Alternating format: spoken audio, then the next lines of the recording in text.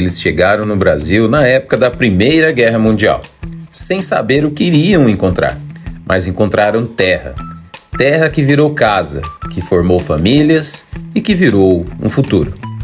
E hoje, no meio da Serra Catarinense, no pequeno distrito de Taquaras, em Rancho Queimado, essa família descendente de imigrantes alemães mantém preservado e guardado itens históricos de família desde 1853.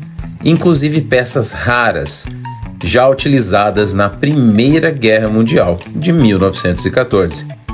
Eles guardam tradições, histórias e um jeito simples de viver que emociona.